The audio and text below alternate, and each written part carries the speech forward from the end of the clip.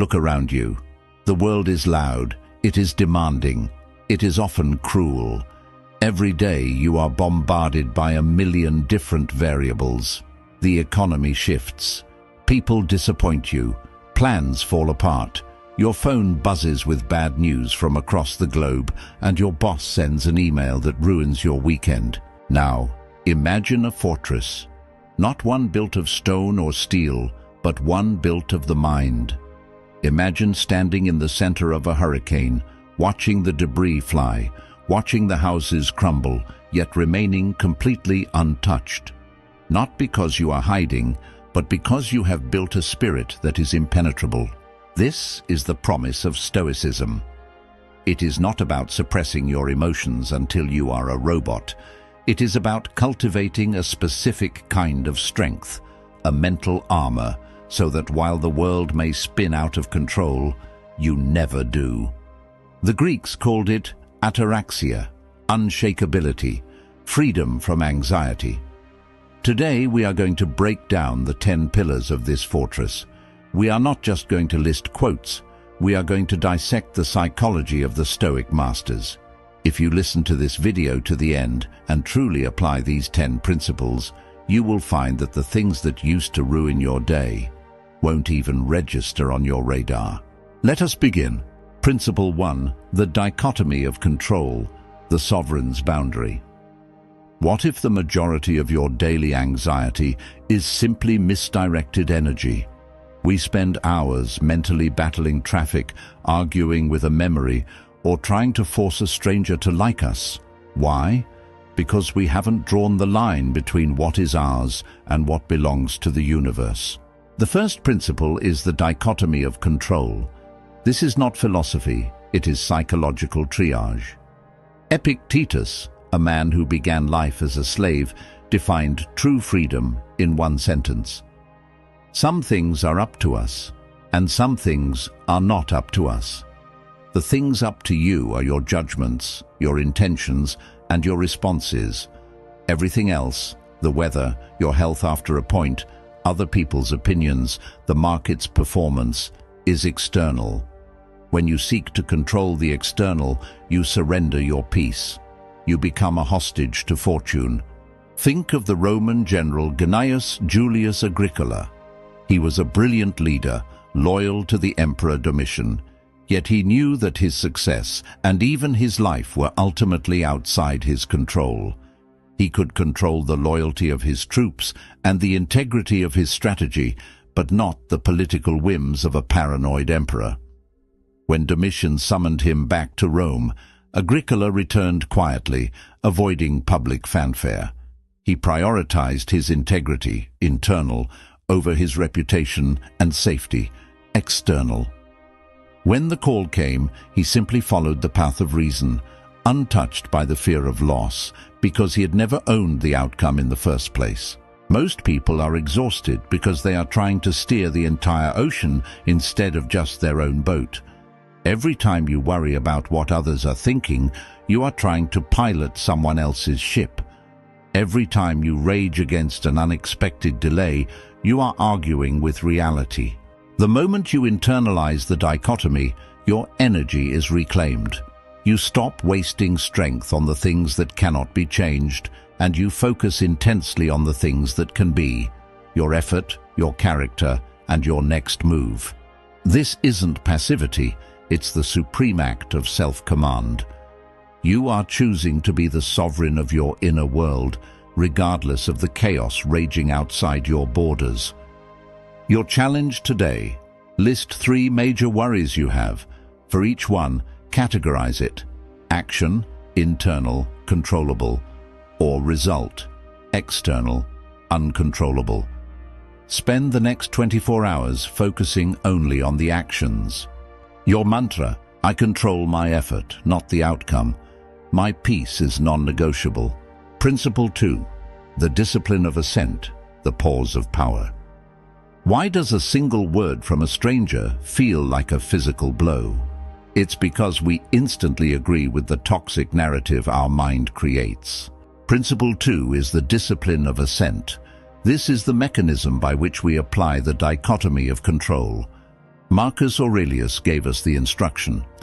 If you are distressed by anything external, the pain is not due to the thing itself, but to your estimate of it, and this you have the power to revoke at any moment. The Stoics taught that between an event and your emotion, there is a necessary but often invisible step.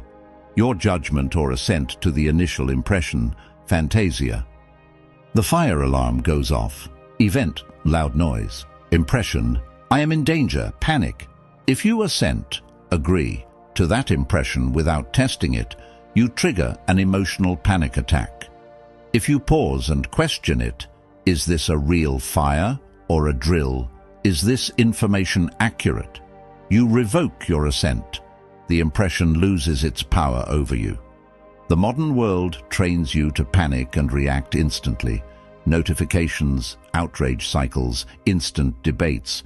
It's all designed to bypass the discipline of assent. The Stoic takes back this moment. The moment the impression flashes, I am humiliated, I am ruined, I am insulted. You must hold it still.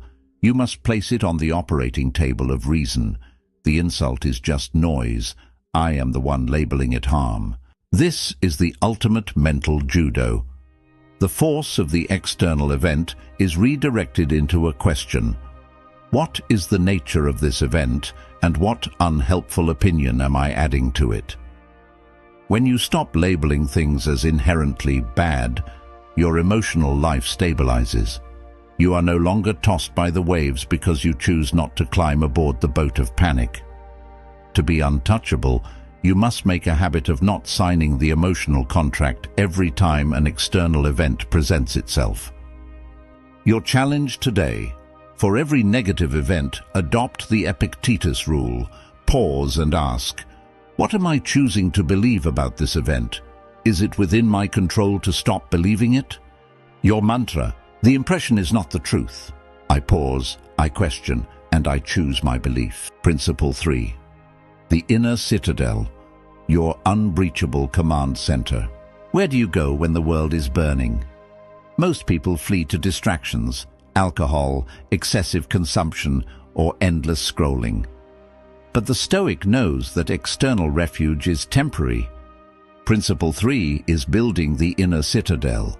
Marcus Aurelius described it as the only true available retreat. Nowhere can a man withdraw to a more quiet or unmolested retreat than into his own soul. This is your psychological command center, a place fortified by reason and your core values. The inner citadel, hegemonikon, is the ruling faculty of the mind, the part that always remains sane, logical, and uncorrupted, even if the body is imprisoned or the reputation is ruined. The power of this citadel is its portability. You don't need to book a flight to find it. You access it through reflection. When faced with noise, chaos, or anger, you retreat to your values. Is your value justice? Then you refuse to act unjustly, regardless of provocation. Is your value courage? Then you refuse to flee from the truth. The external noise cannot penetrate this inner space because it is defended by your self-made code of ethics. We see this beautifully in the story of Musonius Rufus, a Stoic philosopher repeatedly exiled by Emperor Nero. Nero could send Rufus to a harsh, remote island, stripping him of his property and comfort. But Nero could not exile Rufus from his own mind. In exile, Rufus continued to teach, write, and practice virtue. He demonstrated that true freedom is not found in political liberty, but in the indestructible integrity of the soul. The inner citadel ensures that you are never truly homeless, powerless, or friendless. You are always grounded in your own reason. It turns you from a vulnerable building into a fortified castle. You must train yourself to check in daily, to clean the windows of perception, and to reinforce the walls with quiet contemplation. Make your mind the safest place you know. Your challenge today: practice a 1-minute retreat.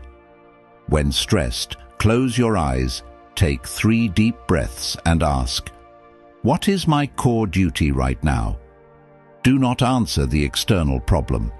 Answer the internal duty, e.g., patience, clarity, effort.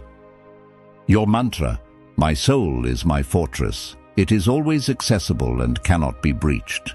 Principle 4, memento mori, the fuel of urgency. Why are we so easily distracted by trivial drama? Because we assume we have time to kill. Principle 4 is memento mori. Remember that you will die. This is not a dark contemplation. It is a clarifying force. Seneca warned us, it is not that we have a short time to live, but that we waste a lot of it. It heightens gratitude. After rehearsing the loss of your possessions or your loved ones, you look up and realize, I still have them. This instant, artificial loss snaps you out of the hedonic treadmill and replaces complacence with profound gratitude. Imagine the professional athlete who loses a massive sponsorship deal. The non-Stoic collapses. The Stoic, having mentally prepared for financial instability, feels the disappointment, but immediately shifts to the question, what is my resourcefulness? What is my next viable skill? They remain unshaken because the catastrophe was merely a trigger, not a surprise. The practice of premeditatio malorum is your shield against being blindsided. You confront fear on your own terms, in the safe space of your mind, so that when fear arrives in reality, you greet it like an old tiresome acquaintance. Nothing can terrify a mind that has already anticipated and survived everything. Your challenge today: for 5 minutes, mentally rehearse a minor disaster, e.g., losing your phone or a small amount of money. When you are done, feel the relief of realizing that the disaster did not happen and reflect on the irrationality of the fear. Your mantra: I anticipate the worst, to appreciate the best, and to always be prepared. Principle 6, amor fati, the alchemist's secret. What is the difference between enduring suffering and using suffering? It is the difference between being a victim and being an alchemist. Principle 6 is amor fati, the love of fate. This is not passive resignation, it is active embrace. It means not only accepting the events of your life, but genuinely welcoming them, recognizing that they are necessary ingredients for your growth. Marcus Aurelius gave us the defining metaphor. The impediment to action advances action. What stands in the way becomes the way. When a difficulty arises, the non-Stoic asks, why did this happen to me? The Stoic asks, since this has happened, what is the best thing I can make of it? The obstacle itself is not an enemy to be eliminated, but a raw material to be worked into strength. Consider the story of the philosopher Zeno of Citium, the founder of Stoicism. He lost all his wealth in a shipwreck. He arrived in Athens with nothing but the clothes on his back. Instead of despairing, he later claimed, I made a prosperous voyage when I was shipwrecked. Why?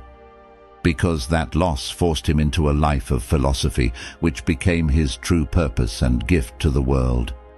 The disaster became the doorway. Amor fati transforms you from a fragile machine dependent on smooth roads into a robust system designed to thrive on friction. When you encounter betrayal, you don't curse the person. You thank fate for the lesson in discernment and resilience. When you face an impossible workload, you see it as a chance to practice unparalleled self-discipline. To be truly unshakable, you must view every event, good or bad, as a necessary thread in the perfect tapestry of your life story. When you love your fate, nothing can be truly bad, because everything becomes an opportunity for you to practice virtue and demonstrate your inner strength. You stop fighting the flow of life and start harnessing its power. Your challenge today: when faced with a sudden setback or annoyance, catch yourself before complaining. Say good, and then immediately state one positive character trait that this specific difficulty allows you to practice. E.g., the client cancelled the project. Good.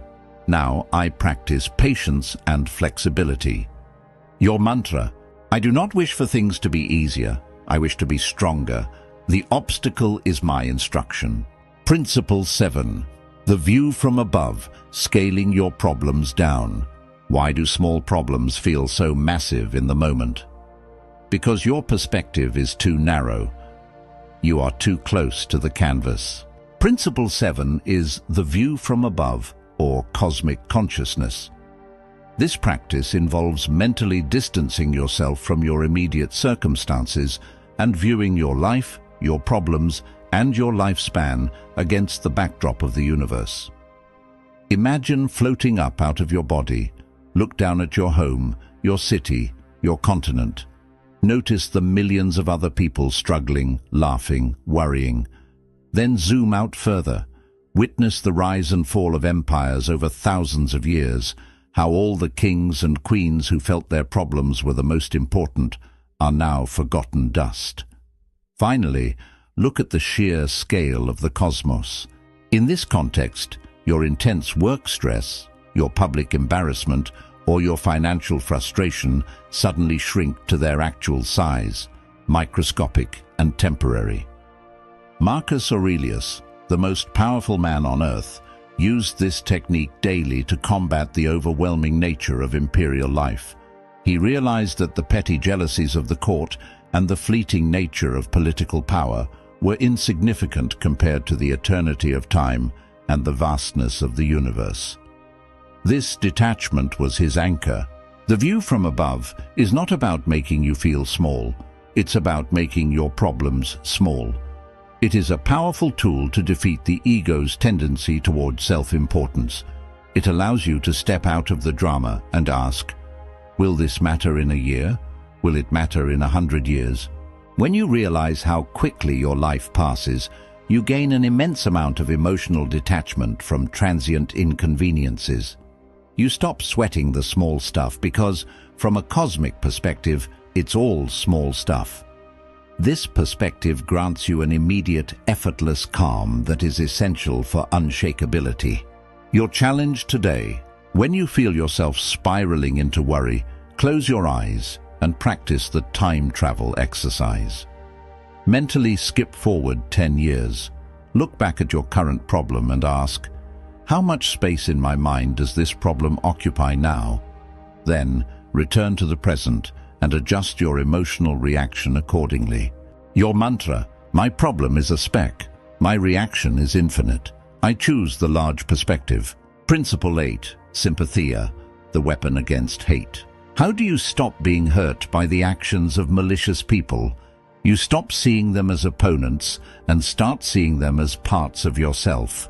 Principle 8 is sympathia, the realization of the interconnectedness of all things, and the deep understanding that we are all part of one rational cosmos. We are, as Marcus Aurelius said, made for cooperation, like feet, like hands, like eyelids. This is the Stoic solution to anger and resentment. When someone acts ignorantly, rudely, or unjustly, our natural reaction is to hate them. But hate requires immense energy and poisons the hater, not the hated. Sympathia forces you to recognize that the offender is acting out of ignorance of the good. They are mentally ill, not deliberately evil.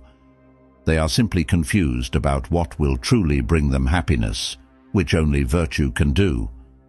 Instead of becoming angry, you feel pity. You treat the offender like a patient with a fever. You wouldn't yell at a feverish patient for coughing. You recognize the cough is a symptom of their disease. Similarly, the person's malice is a symptom of their lack of wisdom. You can protect yourself from their actions without allowing their state of mind to corrupt yours. This principle is what allowed Stoics to navigate the brutal political landscape of Rome without becoming tyrants themselves. They refused to let the cruelty of the external world force them to become cruel internally. By practicing sympathia, you stop taking injustice personally. It is simply the nature of the universe that not all parts will operate perfectly. Your job is not to fix the entire universe, but to ensure that your part, your mind, operates according to reason and justice. Nothing can break you if you refuse to let the darkness of others infect your own soul. Your challenge today: the next time someone is rude to you, silently say this: "This person is struggling with their own mind. I will not let their confusion become my contamination." Then respond with the minimum necessary action, devoid of emotional reaction. Your mantra: they are mistaken, not malicious. I will act with justice, regardless of their error. Principle 9. Defining your own success, the internal scorecard. Why do so many successful people feel empty? Because they let the world write the definition of success for them. Principle 9 is about embracing the internal scorecard, defining your own success based purely on what is under your control. The world measures success by indifference, money, fame, titles. The Stoic measures success by virtue. When you attach your self-worth to external metrics, you are constantly vulnerable. A bad review, a failed investment, or a public shaming can completely shatter you because you've handed the key to your peace to a fickle outside world. The Stoic reclaims this key by defining success as acting with integrity. Did you work hard? Did you treat people kindly? Did you show courage when it was difficult? If you did, you are a success, regardless of the outcome. This focus on the process, on your prohairesis, rational choice, is the ultimate source of emotional stability. Imagine a scientist who spends 10 years working on a cure only for the final experiment to fail. The world sees failure. The Stoic sees success. 10 years of dedicated effort, intellectual honesty, and courage against long odds. The scientist's character is unimpaired. When you only judge yourself by your intention and effort, you become immune to the sting of external failure. You can lose a fortune, a job, or a relationship, but you can always walk away knowing your character is intact, and that is all that truly matters. True fulfillment comes not from achieving a goal, but from honoring the climb. Your challenge today: write down a goal you are currently pursuing. Then, write 3 metrics the world uses to measure that goal, e.g., salary, promotion. Now, cross those out. Write down your internal metric, the one quality of character you must exhibit, e.g., diligence, honesty, resilience. Focus only on achieving that. Your mantra: my worth is measured by my effort, not my reward. I am internally validated. Principle 10. Virtue is the sole good, the undefeatable resource.